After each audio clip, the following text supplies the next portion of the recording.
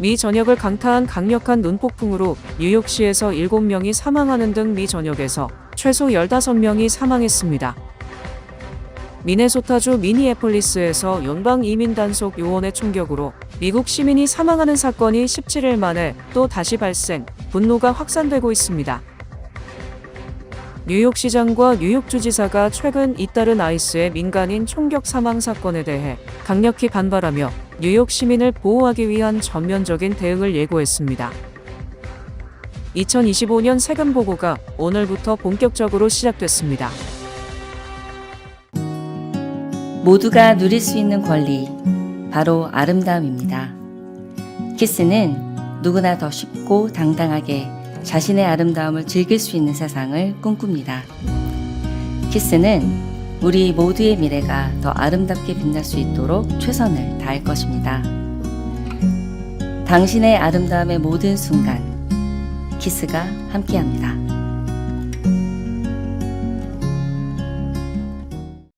강력한 겨울 폭풍이 뉴욕을 강타하면서 시 전역의 일상 기능이 멈춰섰지만 27일에는 도시가 정상화될 것이라고 조란 맘다니 뉴욕시장은 밝혔습니다. 조란 맘다니 뉴욕시장은 26일 기자회견을 열고 뉴욕시 정부의 목표는 화요일까지 모든 서비스를 완전히 복구하는 것이라고 말했습니다. 맘다니 시장은 모든 도로가 제설되고 학생들이 학교에 등교하며 대면 수업을 재개할 것이라고 덧붙였습니다. 비록 눈이 많이 쌓여 있겠지만 도시가 정상적인 모습을 되찾을 것이라고 했습니다. 뉴욕시장으로서 첫 번째 눈폭풍을 맞이한 맘다니 시장은 5,000명이 넘는 위생국 직원들이 2,500대의 장비를 동원해 염수를 뿌리고 수천만 파운드의 소금을 살포했으며 시내 모든 도로의 제설 작업을 완료했다고 밝혔습니다. 또 원격 수업으로 전환한 뉴욕시 교육국은 이날 수업을 받아야 하는 50만 명의 공립학생들 가운데 40만 명이 수업에 참여했다고 말했습니다. 뉴욕시의 대중교통은 폭설 속에서도 비교적 안정적으로 운영됐습니다. 메트로폴리탄 교통공사는 26일 아침 출근 시간대 지하철이 정상 시간표로 운행됐으나 낮 시간대에는 노선별 상황에 따라 일부 급행열차가 일반 열차로 전환 운행됐습니다. 현재 뉴욕시에는 코드 블루가 발령된 상태로 이에 따라 온열센터와 노숙인 보호소들이 평소보다 더 오래 운영되고 있습니다. 맘다니 시장은 이런 때일수록 이웃들을 잘 돌봐주는 뉴요커들이 되기를 바란다고 했습니다. 미 전역을 강타한 강력한 눈폭풍으로 뉴욕시에서 7명이 사망하는 등 미 전역에서 최소 15명이 사망했습니다. 조란 맘다니 뉴욕시장은 지난 25일 열린 기자회견에서 주말 동안 뉴욕시에서 영하의 기온과 폭설로 인해 7명이 사망했다고 밝혔습니다. 맘다니 시장은 사망 원인이나 사망이 날씨와 관련이 있는지 여부는 확인하지 않았습니다. 뉴욕주 이외에도 매사추세츠, 테네시, 텍사스, 루이지애나 등에서 저체온증 등의 이유로 현재까지 15명이 숨졌습니다. 이번 폭설은 지난 25일 새벽부터 시작돼 오후 들어 강도가 크게 높아졌고 한때 시간당 1에서 2인치에 달하는 강한 눈이 쏟아졌습니다. 밤사이에는 진눈깨비가 섞였고 순간 최대 시속 35마일에 이르는 강풍까지 더해지며 체감 추위와 위험을 키웠습니다. 국립기상청에 따르면 브롱스에는 13.5인치의 눈이 내리며 뉴욕시 5개 보로 가운데 가장 많은 적설량을 기록했습니다. 브루클린 윌리엄스버그 지역은 약 1피트가 내렸습니다. 맨해튼의 센트럴파크에는 공식 집계 기준 11.4인치의 눈이 기록됐습니다. 이번 폭설로 뉴욕시 전역에서 두 자릿수 적설이 광범위하게 나타나며 최근 3년 사이 가장 많은 눈이 내린 겨울 폭풍으로 기록됐습니다. 뉴저지주에서는 테너플라이 지역이 16.3인치의 눈이 내려 버겐 카운티에서 가장 많은 적설량을 기록했습니다. 리지필드는 15.8인치, 티넥은 15.5인치, 잉그루드는 15인치 등의 눈이 내렸습니다. 뉴욕 1호는 이번 주 내내 한파가 지속될 예정입니다. 오는 27일은 최고기온은 화씨 20도, 최저기온은 화씨 12도, 28일은 최고기온 29도, 최저기온 8도 등이 예보된 가운데 주말까지 10도대 날씨가 이어지겠습니다. 미네소타주 미니애폴리스에서 연방이민단속 요원의 총격으로 미국 시민이 사망하는 사건이 17일 만에 또 다시 발생하면서 분노가 확산되고 있습니다. 지난 7일 백인 여성 르네 니콜 굿이 숨진 데 이어 24일에는 역시 37세의 백인 남성 알렉스 제프리 프레티가 연방 국경 순찰대 요원이 쏜 총에 맞아 현장에서 사망했습니다. 두 사건 모두 이민 단속 현장에서 벌어졌으며 사망자는 모두 미네소타 거주 미 시민권자였습니다. 브라이언 오하라 미니애폴리스 경찰국장은 지난 24일 오전 9시께 미니애폴리스에서 연방당국의 이민 단속 현장을 촬영하던 프레티가 연방 국경 순찰대 소속 요원이 쏜 총에 맞아 사망했다고 밝혔습니다. AP통신 등은 숨진 프레티가 미니애폴리스에 살며 재향군인 병원에서 중환자실 간호사로 근무해왔으며 교통위반 외에는 범죄 이력이 없고 합법적 총기 보유 허가를 가지고 있었던 것으로 밝혀졌다고 전했습니다. 이와 관련 연방국토안보부는 프레티가 이민 단속 작전을 수행 중이던 연방 국경순찰대 요원들에게 9mm 반자동 권총을 소지한 채 접근했고 요원들이 그의 무장을 해제하려 시도하던 중 격렬한 저항에 직면해 방어적으로 사격했다고 당시 상황을 설명했습니다. 테러 목적으로 다가온 사망자의 총을 빼앗으려다 여의치 않아 방어를 위해 불가피하게 사격을 했다는 게 연방정부의 해명입니다. 그러나 워싱턴 포스트 등이 입수해 공개한 목격자 촬영 동영상 내서는 당국 설명과는 달리 프레티가 총격을 받기 전 단지 휴대폰만을 손에 들고 현장을 촬영하며 다른 시위자들을 돕는 과정에서 이민 단속 요원들과 몸싸움에 휘말려 제압당한 뒤 피살 직전 총을 빼앗겨 비무장 상태였던 것으로 드러났습니다. 동영상에는 또 요원 한 명이 근접 거리에서 수차례 총격을 가하는 장면도 포착됐습니다. 언론들은 약 5초 동안 최소 10발이 발사된 것으로 분석했습니다. 연방 이민단속 요원의 총격으로 시민 2명이 잇따라 사망하자 이미 영하 4도까지 떨어진 한파에도 계속된 시위는 더욱 격해졌습니다. 프레티 사망 현장엔 분노한 시민 수백 명이 모여들어 연방 단속 요원들과 대치하며 격렬히 항의했습니다. 미니애폴리스뿐만 아니라 뉴욕, 워싱턴 DC, 샌프란시스코 등 미 전역 곳곳에서 트럼프 행정부의 이민 단속에 항의하는 시위가 잇따랐고 추가 시위도 예고된 상태입니다. 사건 발생지 미니애폴리스는 아이스로 대표되는 트럼프 정권 및 보수 우파 진영과 그에 저항하는 진보 좌파 진영의 첨예한 대치를 상징하는 지역이 됐다는 평가가 나옵니다. 사건의 파장은 정치권으로도 옮겨갔습니다. 민주당은 연방정부 셧다운을 경고하는 데 이어 주무부처인 국토안보부의 크리스티 놈 장관 탄핵까지 검토하고 있습니다. 우선 민주당이 세출법안 패키지 통과에 반대 입장을 굳힘에 따라 작년 10에서 11월에 이어 이달 말 연방정부 셧다운이 재발할 가능성이 생겼습니다. 그간 연방의회에서 공화당과 민주당이 협상을 벌여오던 정부 세출 승인 6개 법안 패키지의 통과에 민주당 상원의원 일부가 추가로 반대로 돌아서면서입니다. 민주당 상원의원들은 패키지에 아이스 지출 100억 달러를 포함해 국토안보부 지출 644억 달러가 반영된 점을 문제 삼았습니다. 민주당 소속 전 미 대통령들도 트럼프 행정부 비판의 목소리를 높였습니다. 오바마 전 대통령은 성명을 내고 연방정부 요원들이 아무런 제지 없이 미 주요 도시 주민들을 위협하고 괴롭히고 있다며 이에 대한 미국인의 분노는 정당하다고 주장했습니다. 빌 클린턴 전 대통령도 미 민주주의의 약속을 믿는 우리 모두가 일어나 발언해야 한다며 행동을 촉구했습니다. 조란 맘다니 뉴욕시장과 캐시 호컬 뉴욕주지사가 최근 잇따른 아이스의 민간인 총격 사망 사건에 대해 강력히 반발하며 뉴욕 시민을 보호하기 위한 전면적인 대응을 예고했습니다. 맘다니 시장은 25일 ABC 방송의 디스 위크에 출연해 아이스 요원들의 끔찍한 행동을 막기 위해 모든 노력을 다할 것이라고 밝혔습니다. 이는 미니애폴리스에서 발생한 아이스 요원의 간호사 총격 살해 사건이 발생한 지 하루 만에 나온 발언입니다. 특히 맘다니 시장은 뉴욕시의 피난처 도시 정책을 적극 옹호하며 트럼프 행정부의 공격적인 이민 단속을 저지하기 위해 법적 소송, 시 자체 정책 등 가능한 모든 수단을 동원하겠다고 강조했습니다. 같은 날 캐시 호컬 뉴욕주지사는 미네소타에서 발생한 아이스 요원에 의한 잇단 총격 사망 사건과 관련해 크리스티 놈 국토안보부 장관의 사퇴를 요구하며 즉각 사퇴하거나 그렇지 않다면 도널드 트럼프 대통령이 해임해야 한다고 말했습니다. 또한 호컬 주지사는 연방정부의 정당 방위 주장을 정면으로 반박하며 휴대전화만 들고 있던 간호사를 위협적인 인물로 몰아간 것은 명백한 거짓이라고 비판했습니다.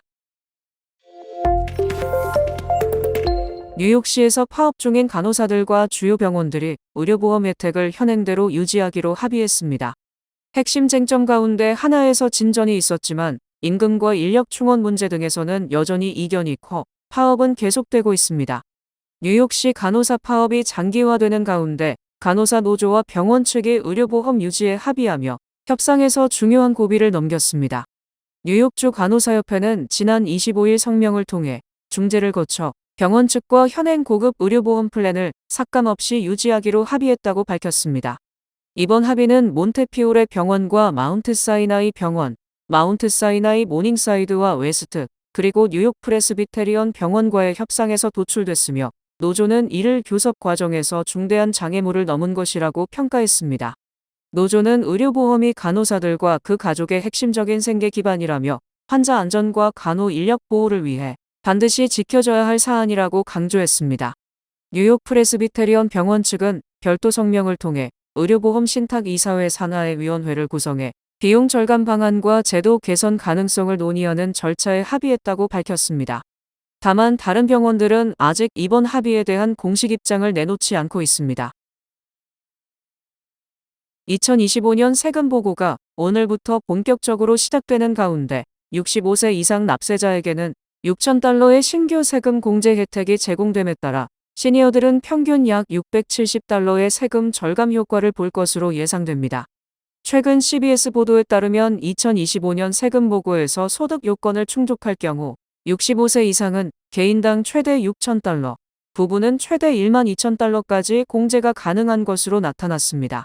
백악관 경제자문위원회는 이번 공제로 시니어 납세자는 평균 $670의 세금을 절감할 것으로 예상했으며 특히 연소득 $44,000에서 $75,000 사이의 납세자는 1인당 최대 $1,320까지 절세 효과가 가능한 것으로 분석됐습니다.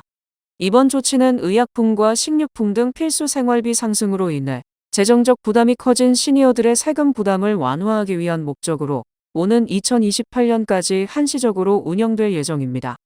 이번 수혜 대상은 2025년 12월 31일까지 65세가 되는 납세자로 조정 총소득 기준 독신은 $75,000 미만, 부부 공동 보고자는 $175,000 미만일 경우 전액 공제를 받을 수 있습니다. 기준 소득을 초과 시 $1당 공제액이 6센트씩 단계적으로 감소하며 독신 $175,000, 부부 $250,000를 초과하면 혜택은 소멸됩니다. 이번 공제는 항목별 공제뿐 아니라 표준 공제를 선택한 경우에도 적용되어 기존 시니어 추가 공제액을 포함하면 독신은 최대 $23,750, 부부는 $46,700까지 총 공제액이 확대됩니다. 대한항공과 아시아나항공, 진에어, 에어부산, 에어서울 등 한진그룹 소속 5개 항공사가 26일부터 기내 보조 배터리 사용을 전면 금지합니다. 이는 지난해 1월 에어부산 여객기에서 휴대용 보조 배터리 합선으로 화재가 발생하는 등 항공기 운항 안전에 대한 경각심이 커진 여파로 한진그룹의 이번 조치로 사실상 한국 내 모든 항공사에서 기내 보조 배터리 사용을 금지하게 됐습니다. 앞서 이스타항공은 지난해 10월부터 항공기 내에서 보조 배터리 사용을 금지했고 제주항공 또한 지난 22일부터 같은 조치를 시행 중입니다. 승객들은 기내 반입 규정에 따라 용량 및 개수 제한에 맞춰 보조 배터리를 소지할 수 있으나 충전 및 사용은 금지됩니다. 또한 항공기 탑승 전 절연 테이프를 보조 배터리 단자에 부착하거나 비닐백, 개별 파우치에 보조 배터리를 1개씩 넣어 보관하는 등 합선 방지 조치도 필수로 해야 합니다. 보조 배터리를 기내에 반입한 이후에는 직접 휴대하거나 좌석 앞주머니나 앞좌석 하단 등 손이 닿는 곳에 보관해야 하며 기내 선반에 두는 것은 금지됩니다. 오는 2028년 대선에서 잠룡으로 분류되는 공화당의 테드 크루즈 텍사스 상원의원이 후원자들 앞에서 도널드 트럼프 대통령을 비판한 것으로 전해졌습니다. 지난 25일 악시오스에 따르면 크루즈 의원은 지난해 2차례의 후원자 모임에서 트럼프 행정부의 통상 정책과 JD 벤스 부통령의 외교 노선을 신랄하게 비판했습니다. 특히 크루즈 의원은 트럼프 대통령에게 직접 관세 정책의 문제점을 경고했다고 소개했습니다. 당시 트럼프 대통령과의 통화에서 관세 정책이 미국 경제에 심각한 타격을 주고 정치적으로도 치명적 결과를 초래할 수 있다고 말했다는 것입니다. 이 같은 직원에 대해 트럼프 대통령은 고함을 치며 욕설을 퍼부었다는 것이 크루즈 의원의 주장입니다. 또한 크루즈 의원은 마가 진영에서 트럼프 대통령의 유력한 후계자 위치를 차지한 벤스 부통령에 대해 반이스라엘 외교 노선을 대변하고 있다고 비판했습니다. 이란에 대한 군사적 대응을 지지했던 마이크 월츠 전 백악관 국가안보보좌관이 3개월 만에 해임된 것도 벤스 부통령 때문이라고 크루즈 의원은 주장했습니다. 크루즈 의원은 벤스 부통령을 막아 진영의 논객으로 꼽히는 터커 칼슨의 제자로 규정하면서 두 사람은 사실상 하나라고 말하기도 했습니다. 이 같은 크루즈 의원의 발언은 공화당 내 이념적 균열 상태를 반영한 것이라는 해석도 나옵니다. 크루즈 의원은 미국의 이익을 위해서라면 외국과 관련된 사안에도 적극 개입해야 한다는 공화당의 전통적인 외교 노선을 대변하는 인물로 꼽힙니다. 과거에도 마가 진영의 고립주의적 외교 노선에 공개적으로 반감을 드러내기도 했습니다. 크루즈 의원은 2028년 대선 출마를 검토하는 것으로 알려졌습니다. 한국 전통 음악과 강렬한 록 사운드, 그리고 역동적인 탈춤이 어우러져 혁신적인 공연을 선보이는 박인선과 장군님들이 오는 31일 퀸즈 플러싱 타운홀 무대에 오릅니다. 팀의 리더인 박인선은 국가무형유산 제34호 강령탈춤 이수자로 강령탈춤 특유의 역동적인 움직임과 소리, 그리고 강렬한 무대 존재감을 바탕으로 탈춤을 동시대 관객에게 새롭게 제시해왔습니다. 기타리스트이자 밴드 마스터로 활동하는 허동혁, 드러머 양현모, 태평소와 플룻 등 다양한 관악기를 넘나드는 김조현, 베이시스트 백하영기가 함께 활동하며 전통 장단과 현대록의 에너지를 밀도 있게 결합합니다. 음악 매체 이어밀크는 이들의 무대에 대해 샤머니즘적 민요와 현대 락이 결합된 즐겁고도 신비로운 사운드, 공연은 살아 움직이는 듯했고 관객을 문화적으로 의미 있으면서도 축제 같은 순간으로 이끌었다라고 평했습니다. 11일 맨하탄 링컨센터 글로벌 페스트 초청 공연을 시작으로 미주 순회 공연에 나선 이들은 이번 플러싱 공연에 이어 오는 2월 5일 브루클린 브릿지 스튜디오, 2월 21일 로컬 아트컬처 센터, 2월 22일 링컨센터 데이빗 개펜홀에서 뉴욕 공연을 지속적으로 이어갈 예정입니다. 뱅크 오브 호프가 드리는 경쟁력 있는 이자율에 6개월 및 9개월 프로모 플러스 CD 가까운 뱅크 오브 호프 지점에서 만나보세요. 이 프로그램은 최고의 금융 서비스로 당신을 존중하는 뱅크 오브 호프 제공입니다. 주요 단신 전해드립니다. 아칸소주 복권국은 지난 22일 18억 2천만 달러 파워볼 당첨자가 나타나 일시불 수령을 택했다고 밝혔으며 아칸소주 법에 따라 당첨자의 신원은 공개되지 않았습니다. 영부인 멜라니아 트럼프 여사가 자신이 주인공으로 나오는 다큐 영화 멜라니아 개봉을 앞두고 오는 28일 뉴욕 증권거래소에서 개장종을 울리고 29일엔 트럼프 케네디 센터에서 열리는 공식 시사회에 참석하는 등 대회 홍보에 직접 나섰습니다. 머스크는 소셜미디어 X를 통해 오스틴에서 안전요원 없이 테슬라 로봇택시 주행을 막 시작했다며 올해 말까지 미국 전역에서 로봇택시 운영을 매우 광범위하게 확산할 것이라고 밝혔습니다. 조지아 애틀랜타의 한인 종교단체 그리스도의 군사 변사 사건과 관련해 기소된 한인 용의자 6명 전원이 23일 현지 법원에서 살인 등 주요 혐의에 대해 기각 결정을 받았습니다. 22일 WHO의 창립 멤버이자 가장 큰 재정적 기부자인 미국이 WHO를 탈퇴하며 향후 세계 신종 전염병 등 방역 사업에 차질이 생길 것으로 예상됩니다. 이스라엘 관광청은 예루살렘 서쪽 벽인 통곡의 벽 광장 지하에서 제2성 전시대 말기에 사용했던 정결탕 미크바를 발견했다고 발표했습니다. 미국의 명품 시계 브랜드 J&Co가 인도의 인더스트리 그룹의 차남이자 야생동물 보호소 반타라 센터의 리더인 아난트 암바니의 의뢰로 제작한 150만 달러 상당의 시계를 공개했습니다. 비유럽연합 국적자를 대상으로 사전 여행 허가 제도인 ETIAS가 시행되면서 2026년 말부터 미국 시민권자가 유럽을 여행할 경우 사전 승인이 필요하게 됐습니다.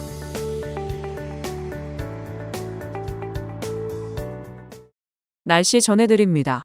화요일인 내일은 흐리고 매우 춥겠습니다. 낮 최고 기온은 20도, 최저 기온은 12도입니다. 해 뜨는 시간은 7시 11분, 해 지는 시간은 5시 7분입니다. 이상으로 주간 날씨와 세계 날씨 전해드립니다.